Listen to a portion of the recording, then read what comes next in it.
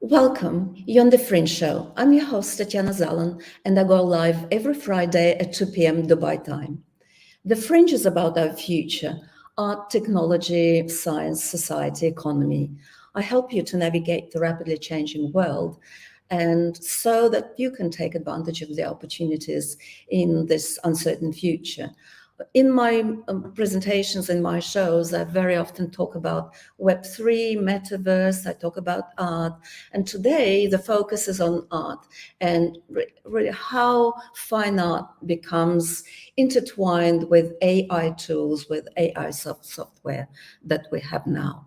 AI tools are now capable of generating original images from very simple text prompts. And I'll share some of my experience with that as well. AI models are trained on really very vast data sets so that they can recognize patterns in the data and learn to replicate. So today, I really would like to explore what works are being created with AI. How helpful is AI for creators? What ethical and legal issues does this rise? And how much art is AI-generated art?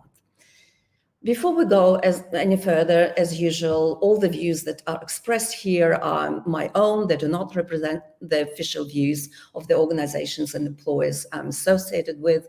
The Fringe Show is for educational purposes only. It's not investment advice in any shape or form. And I think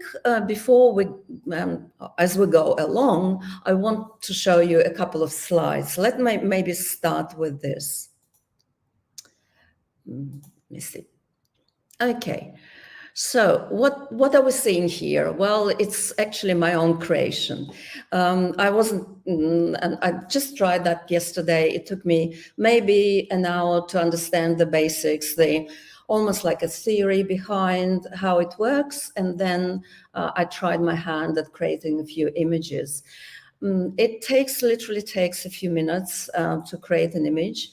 There is a process there, of course, and that has been done with Midjourney. That's one of the software tools that I was using. If you, on my left here, I see, well, you will probably see that too, a young girl in a party dress in the Claude Monet style. And on the right, you'll see a bowl of fruit with maybe some flowers here, some vegetables maybe as well. And I tried to imitate, with the help of AI, of course, the works of Cézanne. From now, you see that I'm really interested in Impressionists and the Post-Impressionists. That's indeed one of the art movements that I do relate to a lot. Richard, my husband, the better half, the co-founder of Vernissage, was a little bit more adventurous. And if I show you this picture, this image, you'll probably guess very quickly what this is coming from. And that's of course, Salvador Dali. And then that's an image created with lots of sand and clouds and, of course, lots of surrealistic landscapes and humans and clouds and sand. What are some other tools? Let's have a look a little bit at the background. What happened when this happened, and the companies that are behind AI-generated art. I should say that that's probably a very new phenomenon. When I heard about it was probably early 2021, when there were some of these kind of tools that are based on deep learning, machine learning, capable of generating images from these simple text prompts began to appear. They effectively extended our human imagination. What are some of the companies involved? OpenAI is there, Google is there, Facebook, although not all of these companies are offering their software tools to the public as yet. And then there is an open source field, a space where a lot of smaller companies like Midjourney that are used to create this so-called art are appearing. In the early October this year, Microsoft also announced that they would be releasing AI-generated art tools, but they haven't done it yet. there were a range of opinions that you can hear. Some techno-utopians would say AI generated art, that it provides democratization of art for the masses. The cynics amongst us would also say it's copying human artists and threatening to end their career. But whatever you might think about it, it's clear that AI is here. You want it or you don't want it, and its potential has only just begun to be explored. What I want to do now is to show you another piece that was an award-creating piece by a gentleman, an artist called Jason McCallan. It won. Well, he submitted 3 images for the competition, and he said it took him more than 80 hours to come up with this image. The reactions to that creation, award-winning piece, were very, very different. Some people say, and I'll just quote them, "This sucks for the exact same reason we don't let robots participate in the Olympics." That's according to one Twitter user. And the second Twitter user said, "Well, this is the literal definition of pressed a few buttons to make a digital art piece. AI artwork is banana taped to the wall of the digital world right now." Well, as I just said, Jason Allen probably doesn't think that way, because it took him more than 80 hours to come up with the final creation. First, he played around with phrasing that led Midjourney to generate images of women in frilly dresses and space helmets, if you look very closely. He was also trying to match up Victorian style costumes with space themes, and over time, with many slight tweaks here and there to the written prompt. He tried to manipulate a little bit of color, a little bit of lighting. He created 900 iterations, and that led to the final 3 images. He cleaned up these iterations in Photoshop, because AI is only as good as the data that's been supplied into it. For example, on one of the women, there was no head, so he had to add a head. Then he ran the images through another piece of software called Gigapixel to improve the resolution of art, and had the images printed in the end on canvas at a local print shop. To him, to Jason Allen, the creator, it's avant-garde, it's a new art movement. And to his critics, he also had something to say. It comes from a place of denial, he says. Up until now, many were convinced that AI could never be as good as humans when creating art pieces, and now they've proven wrong. It would be better if they, and by they he means his critics, didn't deny the power available to them. Now, let's have a look how exactly it happens, how this text-to-image works, and what are the companies behind that and the tech behind it. These tools can create all kinds of images within just a few seconds, and currently they're used from anything from personal amusement to commercial users. So for commercial use cases, you can also use it. And in fact, you can explore, if you're a creator, if you're, say, designer, interior designer, you can have very cheaply and very quickly an idea of how a piece or a piece of design could look like. And it really literally being generated in minutes. So for exploration purposes, I think it can work quite well. Then you use words, and these words evoke the works of many artists. You don't have to do it, but you can. You can use words such as "in style of" or "by," just like I did, and then added the artist's name, like Paul Cézanne or Claude Monet. There are tools like OpenAI's DALL-E system. Then there is Stable Diffusion, that's Stability AI. Google's Imagen has not been released yet, and Midjourney. Stable Diffusion is a very well-funded firm. They recently raised something like 100 million in funding, and DALL-E raised $1 billion to date, so that's very well-funded too. And the text-generating model, their text-generating model is known as GPT-3, and that was also developed by OpenAI. Who can access these tools? Well, if you are after Mid-Journey, you can access that via Discord. It's in beta right now, and you can try your hand at that. DALI E requires an invitation, and Imogen, as I mentioned, has not been open to the public as yet. For any one of these systems to ingest your word and spit out the image, so to speak, it must be trained on mountains and mountains of data. This includes billions of images that are scraped all over the internet and paired with written descriptions. And this is where it gets really, really interesting. And one point of contention, where are these images coming from? Well, obviously data sets. And how are these data sets created?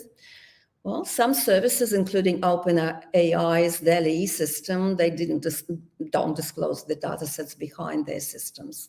Stable Diffusion by Stability AI are clear about their origins.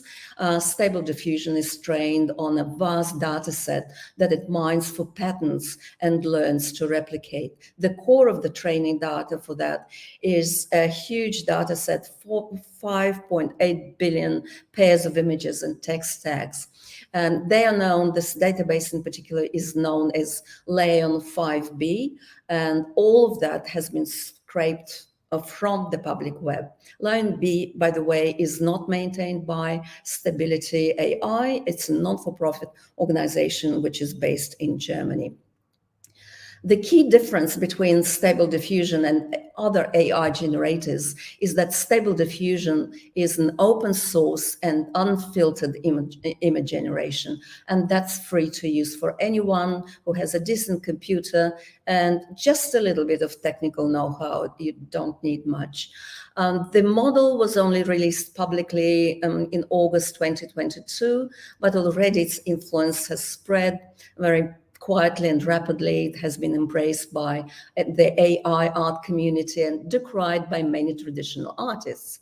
It has been picked apart and worried over. And it is precisely this openness that will allow Stable Diffusion to improve faster than its rivals. If you check out the Stable Diffusion subreddit, and as you know, there are subreddits for almost anything in the world, including for Mid-Journey, I believe, as well. You can see users not only sharing their favorite image prompts, but coming up with new use cases for the program and also integrating it with already established tools. And another picture, another image that I want to show you, which is called Bernie Sanders in a Mad Max movie that doesn't exist. So that's what Bernie Sanders looks like. Lighting has been fixed, and he was supposed to be in the Mad Max movie. Symmetrical features, something again a little bit surrealistic, a world that doesn't exist, right? Now, another fine artist. Let me click on the next picture. Sorry. That's Erin Hansen. She's a well-known American artist in the impressionistic style. And if you can see these two pictures, on the left from me is a picture that's her own, the original, and then created by AI has been given a prompt, a very, very detailed prompt, just to give you an idea what it looks like. Oil painting of crystal light in the style of Erin Hansen, light and shadows, backlit trees, strong outlines, stained glass, modern impressionist, award-winning, trending on ArtStation, vivid, high definition, and high resolution. So that was fed into Stable Diffusion, and within seconds it produced 3 images. When the artist herself looked at it, she was quite impressed by the results. And as she pored over the results, she said, "Oh, wow. It looked," and she said, "I would have put it on the wall." She's one of the many of the professional artists whose work was included in the data set that was used to train Stable Diffusion. She's only one of the many artists who are really unhappy to learn that their pictures of their work were used without somebody informing them or asking for consent or paying for the use. There are a lot of concerns that are being raised by artists, and artists say that they'll risk losing their income as people start using AI-generated images based on copyrighted material for commercial purposes. But it's also a lot more personal, so to speak, because art is very closely linked to a person, and it could raise all these data protection and privacy problems. There is a coalition growing these days amongst creative industries to figure out how to mitigate this. One group in particular, it's its early days of mobilization, and this could involve pushing for new policies and regulations. And that's not just artists, it's a lot broader than that. It's photographers, models, actors, actresses, directors, cinematographers, any sort of visual professional have to deal with this particular question right now. And currently artists don't have the choice to opt either in or out of the database or have their work removed, but they're fighting back. There is a site called now Have I Been Trained, which is launched in Berlin by two artists, Holly Hendron and Matt Dryhurst, and they are this tool, the tool that they're creating, will be helpful for you to be either able to be opting in or opting out of the data sets that are used currently to train Stable Diffusion and Midjourney. And some art communities like Newsgrounds are taking really a stand and have explicitly banned AI-generated images, and DeviantArt, which is a very large art community, including digital artists, have been furious too. And I think they also went this route in taking a stand against AI-generated art. One artist that was in particularly not very impressed by AI generated art is Grzegorz Rutkowski. Those of you who play games might even know his name because he's a very famous gaming illustrator from Poland. He's been illustrator for games like Dungeons and Dragons, very popular ones, Sony's Horizon Forbidden West.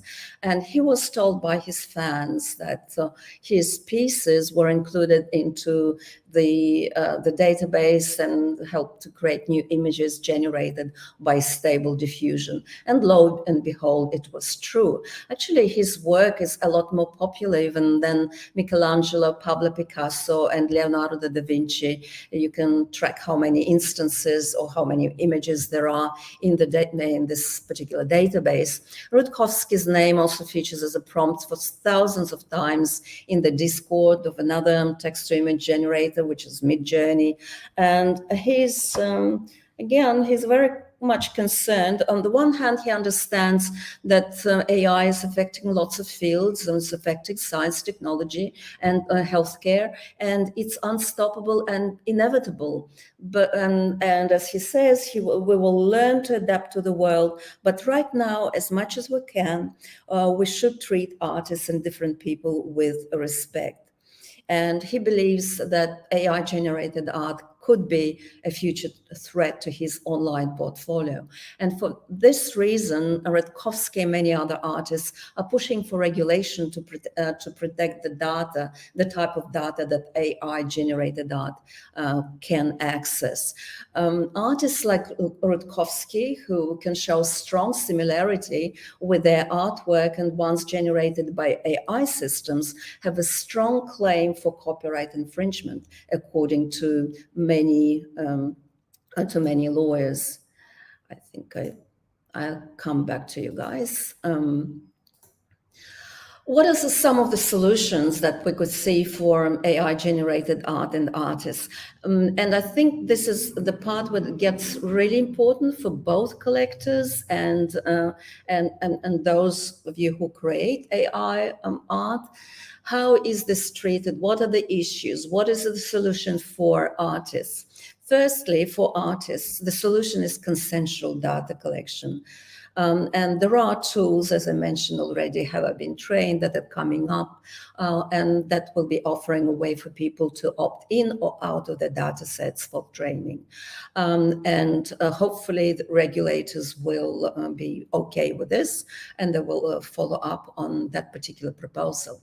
Also, creators might be paid for their work. That's one of the proposals too. Eric Hansen, for example, has no problem with her art being used for training AI, but she wants to be paid. If images are sold and they were that were made with these AI systems and they're trained on her work, then artists need to be compensated, even if it's fractions of the pennies. And that's possible to do with the help of smart contracts.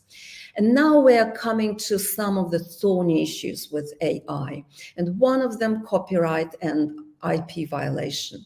We know for certain that Lion database, for example, contains a lot of copyrighted content. So where is this content coming from, and how was it established? There was an independent analysis of almost 12 million samples from this data set, and that found that nearly half of the pictures contained were taken from just 100 websites or domains. The most popular domain was Pinterest, and that accounted for just over 8% from all the pictures sampled. And the next biggest sources were sites known for hosting user-generated content, like Flickr, like DeviantArt, and Tumblr.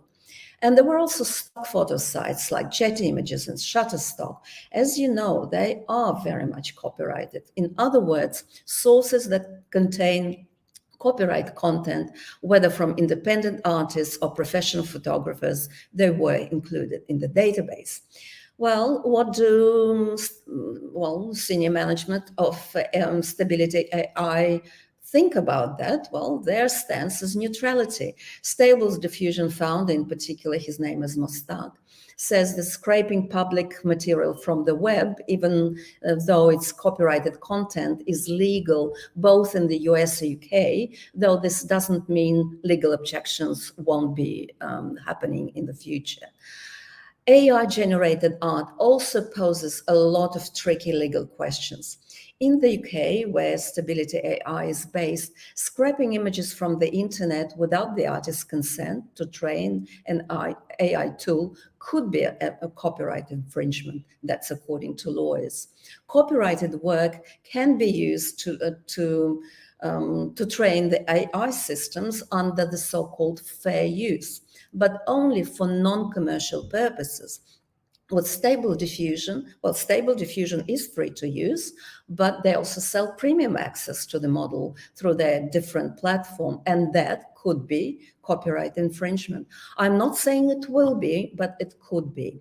A professor of law, Michael Murray, he's a professor of law at the University of Kentucky, has kind of looked into this issue of AI-generated art in a lot of detail, and he came up with 3 reasons why AI generative art might fail the copyright test.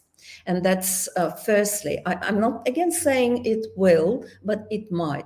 If the expression of generative works is randomly created, it may be viewed as not having been used by the creative act of a human author. So to be copyright, there needs to be a human author involved.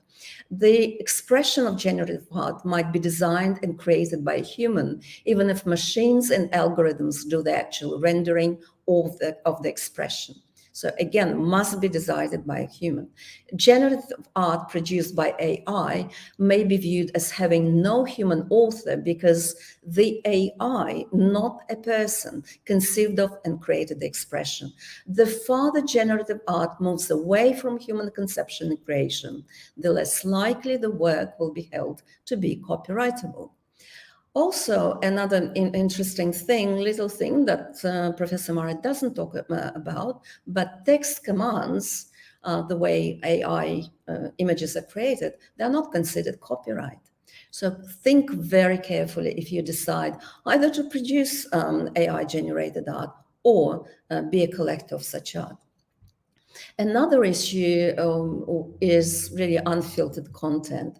With stable diffusion, it's easy to use the model to generate imagery that's violent or sexual, that depicts public figures and celebrities, or that mimics copyrighted imagery from the work of small artists to big corporations, of course. But there are restrictions that are put in place by stable diffusion. There are filters that stop users from using illegally generated content or content which is overly political or violent imagery and so on and so forth. But it's actually very easy to remove these filters. In fact, if you go to subreddit, you will find instructions of how to very quickly remove these filters. Stable diffusion makes it a lot easier to generate content like that, including pictures featuring real people. Sure, the model's open source license forbids people from using the software for, say, exploiting or harming or attempting to exploit and harm minors in any way. But it is still anyone who can download stable diffusion to their computer. Well, there are practically no technical constraints on what they can use the software for.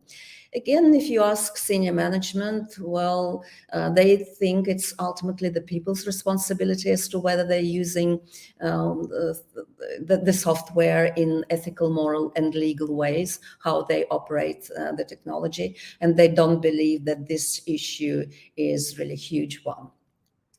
And another issue that needs to be probably taken into account if you are a creator, well, for an AI art model, the data set is art. Much of the fine art in the world is dominated by white Western artists. And if you look at the history of art, most of art is actually European, not just Western. So that even limits it down even further. And that leads to AI-generated images that look very Western. AI bias is a notoriously difficult problem. We have this not just in art, and just in every aspect where you use AI, there is a lot of bias. And left unchecked, algorithms can perpetuate racist and sexist biases, and that bias extends to AI art as well. Just as an example, if you take DALL-E, that would spit up images of white men if you ask them in the prompt to come up with images of lawyers, right? And if you want images of flight attendants, there will be all women. OpenAI, of course, are very much aware of this problem. They're trying to fine-tune the model and try to weed out all these biases and stereotypes. Some models outside of the US fare better. That's one that's been designed by Baidu. They do a lot better job at generating images that are more culturally relevant to their place of origin, but they come with their own biases. And in particular, these models are very good at producing anime art, but less so, or actually they refuse to make images of the Tiananmen Square. A good question, and that's the question that really excites me the most of all of that, is how much art is AI-generated art? It's worth noting that all AI is only backward looking. They can only look at the past, and then they can make sort of a prediction of the future. And because AI is backward looking, it's only able to make variations of images it has seen before. That's why if you ask an AI model to create an image of a plate sitting on top of a fork, even though it should understand all the words and how they're arranged, the model has never seen before an image of a plate on top of a fork. So it will come up with images of forks on top of plates. What are the consequences of all of that? Well, it cannot create breathtaking, path-breaking, iconoclastic art that's category-defining or changing the course of history. Let me illustrate that with another image that I want to share with you. It's a picture by Kazimir Malevich. I'm sure you've seen this before. It's the very popular, very a kind of iconic piece of art. It's called the Black Square. There are many, many ways you can interpret this piece of art. It's abstract art with no objects, basic color, basic form. It's a void. It's a basis for a new stage in art. And if you know the predecessors of Malevich, these were mostly Impressionists and Post-Impressionists. It's an apotheosis of form and color, the end of classical art. That's how you can interpret that as well. And Malevich himself made his intention very clear. He wanted to completely abandon depicting reality and instead invent a new world of shapes and forms. And in his book, The Non-Objective World, he wrote that in the year 1913, trying desperately to free art from the dead weight of the real world, I took refuge in the form of the square. That's how the square, the Black Square, was created. Malevich called his new abstract approach to painting suprematism. And suprematism is all about the supremacy of color and shape in painting. And by sticking to these simple geometric shapes and limited range of colors, he could focus on the painting itself and not be distracted by representing a scene or a landscape or a person. Black Square was placed up high up on the wall when it was first exhibited. This position might mean nothing to anyone who's coming, who's not non-Russian viewer today, but it is the same sacred spot that a Russian Orthodox icon of a saint would sit in a traditional Russian home.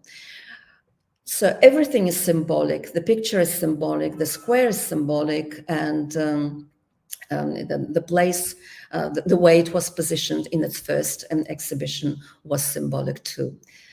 Now, probably let me stop sharing this. Because I would just want to consolidate and offer some concluding thoughts. I think that AI is just a tool. It's like a pencil, like a camera, and the criterion should be, is it good or bad art? And according to some art critics who looked into it, Jerry Salt is a famous art critic, he considers it pretty crappy. No imagination or creativity. And sure, while AI-generated art tools might cause the role of the artist to change, it's not going to erase the artist and their art. That's according to some artists themselves. Well, it also raises the question of value. It could even become more valuable, artists' genuine creations, because you could imagine human art being this artifact that is hard to find and even pretty highly priced. Computer-generated art would not be so highly valued. I actually agree with that. Some artists saying that they are not threatened by AI tools because while they're experimenting with them, they stress that they cannot be replicated in their work. They cannot convey the emotions of the creative process. And at this point in history, probably sort of non-biased position would be, you can't fight it, you can't fight AI, so learn and adapt. AI combines and assembles, it's a remix of what has been done before, so it cannot create category defining or innovative art. At best, it's a well-executed derivative art. No Malevich or El Greco or Paul Cézanne, and they were categories of their own, just these couple of artists. So what is the currency of the future if you look at the world of art with all these machines and software coming in? Well, I think ideas. And I would like to conclude this with some thoughts from Maxim Cantor, who is an artist, educator, author, and philosopher of art. He was saying that in relation to Leonardo da Vinci. All visual artists, even though unconsciously, express an idea through their craft. Craft is a reflection, clarification of an idea. Through their work, artists assert an ideal. Art becomes a gospel, or to put it bluntly, an ideology. So art is ideology, good art is. And it's not clear to me what idea or ideal AI-generated art imposes as its secondary derivative art. Is this a collection of ideas from all the images that AI has been trained on? It's a very, very good question to ponder. And I invite you to think about this question too. Well, anyway, thank you so much for joining me today. It was a great pleasure to share some pieces of art, work of my own, and some thoughts on AI generated art. See you next time, next Friday at 2 p.m. Dubai time.